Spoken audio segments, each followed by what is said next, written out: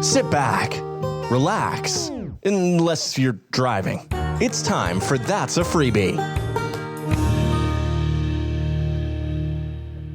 You're listening to That's a Freebie, the only podcast that mixes all the latest news from my little world with interesting stories from the rest of the world. I'm your host, Diggy, and as usual, I am going to open up with an Ask a Freebie question. This week's question is from friend of the show, Chris. Chris says, we know your hatred for eggs, but if your child's life depended on you eating an egg, would you do it? Well, Chris, oh boy, is that a question. I think the honest answer is yes, I would eat an egg. I do have a horrible hatred of eggs. More of a fear than anything else. I wouldn't say I do hate them. I do hate them. So that would be a lie to say I wouldn't say that, because that's not true. I would say that. In fact, I did just say that. I hate them. I hate them. Yes, I would eat an egg if my child's life depended on it. I once ate scrambled egg because one of the kids begged me to do so. I think it was Fina. She just wouldn't eat scrambled egg.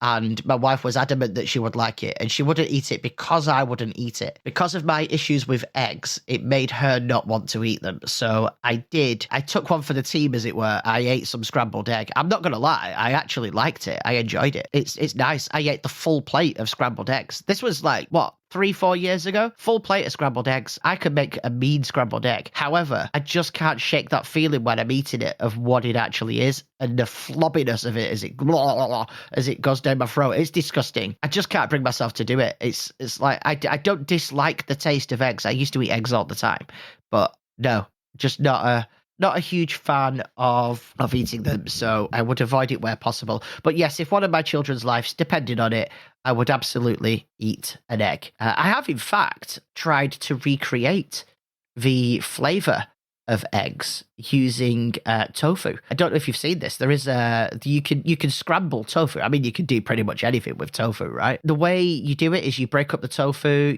I can't actually remember. It's been a while, but you break up the tofu. You mix it all up. You add a bit of paprika, salt, pepper. Can't remember what else goes into it. But you basically fry it up like you would a scrambled egg. Well, I suppose you don't technically. Yeah. Do you fry a scrambled egg? I know it's not a fried egg, but I mean, I've always done it in the frying pan. So whatever, you cook it in a pan.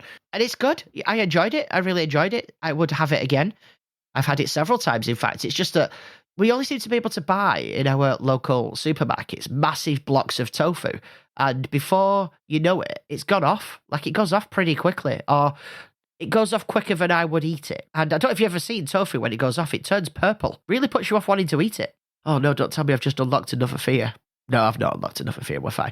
If you would like to ask a question to open up the show, just head over to the show notes or go to that'safreebie.com, where you will find a link to the new multi-purpose feedback form. It not only allows you to ask a question for Ask a Freebie, but it also lets you submit suggestions for podtails and for general feedback as well.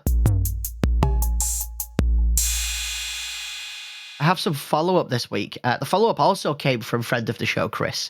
He pointed out that during my rundown of the Christmas dinner in the last episode, I didn't mention pigs in blankets. And yeah, that was a huge mistake on my part. We did have pigs in blankets. I do love a pig inside a blanket. I mean, who doesn't like pig wrapped in pig? Like, that's just one of the greatest foods there is. I don't know, though, if I prefer small pigs in blankets or big pigs in blankets. I actually think I prefer larger pigs in blankets. The reason I say this, we went out for a meal yesterday and we had pigs in blankets. We went to a carvery and I actually really enjoyed the pigs in blankets there. They were larger sausages with bacon wrapped around them. And I always have the problem with the smaller ones. Basically what we did, we bought the pigs in blankets like ready-made, essentially. We did that with Christmas dinner this year. We bought everything pretty much ready-made. We've started doing that for the last few years, and we've discovered that for the most part, it's just as good as how we would make it. One of the things we don't do that with the roast potatoes. I'm very particular with roast potatoes. Maybe I'll do an episode on how I cook roast potatoes. I don't know. I mean, I imagine we all cook them very similarly because there is only one way to do really good roast potatoes. But we're not talking about them right now. We're talking about pigs in blankets. We had the smaller pigs in blankets, and I don't know, do you like the bacon always unwraps for me, like when I'm eating it, or the bacon goes crispier than the sausage? Maybe it's just how we cook them, I don't know.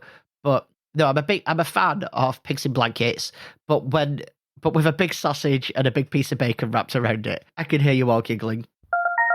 It's been icy out there, hasn't it? Yeah. Like, I mean, first things first, what is with people when it comes to ice? They forget how to drive. More accurately, they seem to suddenly think that driving like an ass is a really good idea. Like, I've seen people in the ice that are clearly not driving like they normally would, or not driving in a defensive manner. And they're just like, there's a road near us where it's not even a sharp curve. Like, there's a set of traffic lights. You stop at the traffic lights. You always end up stopped at the traffic lights because they're just those traffic lights that change on a regular basis. And they turn round the corner. They're turning onto a main road that's been gritted, and they still manage to spin their car because for some reason they think setting off from these traffic lights is a great idea. It's because there's a filter system and they're trying to beat the people on the other side. But I saw so many cars over the last few days just full on spin. And funnily enough, most of them 4x4s, nearly every single one of them. Of course, because of the freezing temperatures, I suppose, they closed school because, why not? Any slight issue, they'll close the school. It's funny, actually, because on the first day, so we had two, major days, I would say, of ice. And it was ice. It was one day, the first day, it snowed like crazy for about an hour. But the issue was the ice. It was just compacted ice on top of compacted ice on top of compacted ice that had just created a sheet everywhere. So all the side roads in town were completely frozen. The main roads weren't too bad, but they were getting pretty bad. And on the first day, I expected them to get to school and they'd be like, no, that's it, we're not opening, we can't open, because it was pretty treacherous, if I'm being honest. But no, they stayed open. They stayed open for the best part of a day, and they closed at roughly about 1:30. Or they did what they were calling a soft close. So they were basically saying, please come and get your kids, but if you can't get to them, we'll be here till the end of the school day. But we're also closing all the after-school clubs, so you need to come and get them, ASAP, really. So I had to go and get the kids, which is fine, not a problem. And then the day after, the roads were not even half as bad as the first day. And they decided to not open school at all. It's funny, actually, the message that came out said, yeah, a number of the teachers have driven down the road this morning and it's just not safe. I was like, I bet those teachers were putting their foot down, lifting the handbrakes up, doing 360s and going, yeah, it's just not safe. We need to go home. Oh, no, we definitely need a snow day. And I don't blame them. They deal with our kids every day, all year. And if they get the opportunity to not do, then I kind of don't blame them to a degree. But yeah, they closed school, so I had to take the day off work to look after the kids, which was nice. We call it pajama day. We didn't really put pajamas. The kids asked if they could put the pajamas back on when they got home. I said, absolutely no way. Because we went to school. It's quite annoying, actually, because they were in breakfast club. So we got to school at 7 a.m. to drop them off. We were able to drive down the road okay. But then we don't drive down the road that the school's on. We drive down the road, the next road along, just because it's better for parking. There should be nobody driving down the road that school's on. It's a residential street, and people park up on the embankments, they cross over people's driveways, all kinds of stuff. No one should be parking there. So anyway, we didn't, and yeah, we had no problems. We were outside of the school, getting out the car, ready to go in, when we got the message saying, oh yeah, school's closed. So we had to go back home. Yeah, they asked to put the pajamas on, but I said no. I didn't want them. I don't know, actually. I don't know why I said no. I probably should have said, yeah, they could put the pajamas on. But I let them put, trackies on. I let them get out in the school uniforms. And we had a lazy day. There was a lot of stuff I could have done, really. I did some washing. I don't know. I wasn't feeling my best anyway. So, yeah, we just had a bit of a lazy day. In hindsight, I wish I'd have done a little bit more because it meant we had a bit of a busier weekend. But, yeah, what you got to do? It's over now, isn't it? They did on that first day, though, the day that they didn't initially close. in the morning, as we were walking up the road to go to school, because we have to walk from the street that we park on, we went past, I can't describe it without giving away the answer to it. Basically, the kids were dead excited because the lake had frozen over. I was like, oh my God, look at the lake. It looks amazing. We could go skating on that. And I was like, so one, absolutely do not go skating on a frozen lake. Have you not seen every movie ever where they do that? And the kids were like, well, yeah, we wouldn't actually do it, Dad. We don't even have ice skates. Like, yeah, all right, fine. And then I said to him, but the other thing as well, just think about this. Is there a lake near your school? And they both went, oh, actually, no, yeah. Yeah, why is there a lake near the school now? Like, that's the playing field. That's how much it's flooded.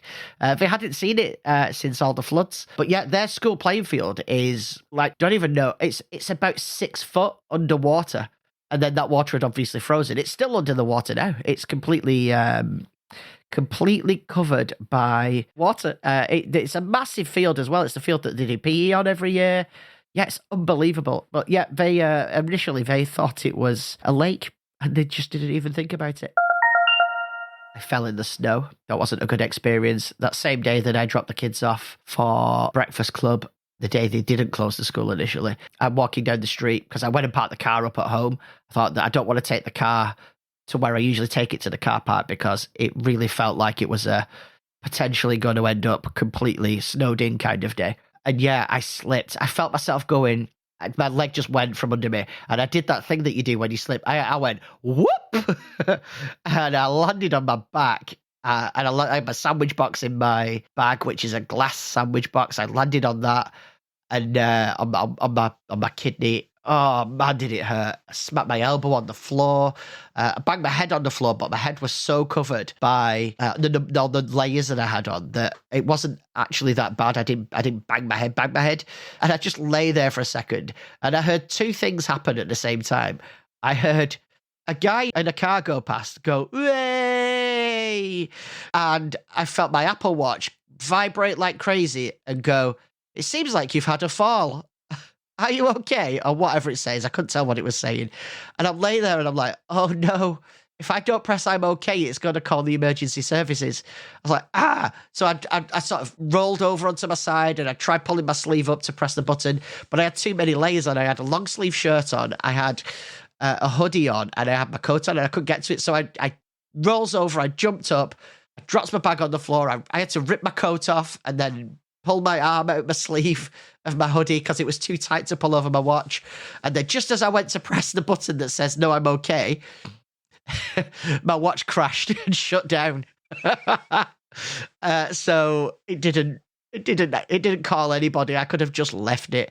And it got stuck in a boot loop then as well. It took about an hour and it finally came back on. It's been okay since. I mean, who knows? I don't know. I'm running beta version of the software, so it's probably all my fault. I have no complaints there. Sometimes kids try to ask you a question, but they have absolutely no idea what it is that they're trying to ask. Or they have no idea of describing it. The other day, Fina said to me, "Dad, you know that shop with the food?" And I looked at her and I went, "The supermarket?" She's like, No.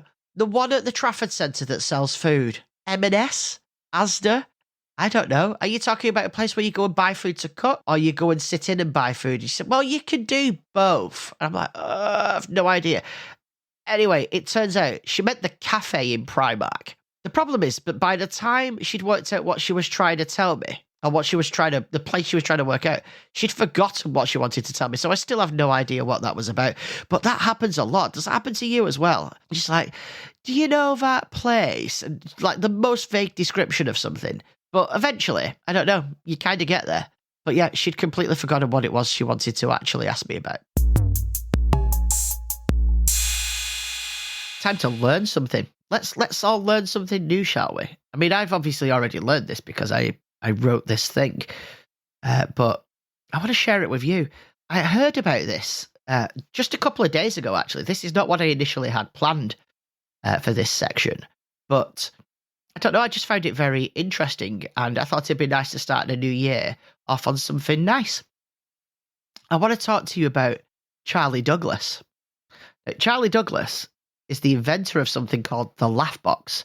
And the Laff Box is the thing that creates the studio laughter that you hear in old TV shows. You may have heard of it called canned laughter. And this is his story. Charley Douglass, born in Mexico in 1910 to an American family, didn't seem destined to become the maestro of merriment. His father, an electrical engineer, moved the family to Nevada, where young Charley would eventually follow in his dad's footsteps, earning a bachelor's degree in electrical engineering from the University of Nevada. But instead of wiring circuits, Charley found himself engineering smiles as a sound technician with CBS Radio in Los Angeles. During World War II, he took a detour to develop shipboard radar systems for the Navy. Before the age of binge-watching, comedy audiences laughed together in real life. But when television made its debut, producers faced a peculiar problem. Live audiences didn't always find the jokes funny. I mean, let's be honest, a lot of the times we don't find the jokes funny. Enter Charley Douglass, a man who refused to leave laughs to chance, noticing the erratic chuckles, or, lack thereof. Douglass introduced a revolutionary fix known as sweetening. If a joke flopped, he'd sprinkle in a pre-recorded guffaw. Too much giggling? He'd fade it out, like a conductor guiding an orchestra of mirth. This technique debuted subtly on live shows like the Jack Benny program in the early days, flying under the radar. But in the late 1950s, as sitcoms transitioned to videotape, Douglass's magic became indispensable. Editing left awkward pauses in the audio, and Charley filled them with perfectly timed laughter. Soon, even comedians began to appreciate the utility of a laughter safety net. Legend has it, Milton Berle once quipped during editing, "See? I told you it was funny," after Douglass salvaged a joke with a well-placed guffaw.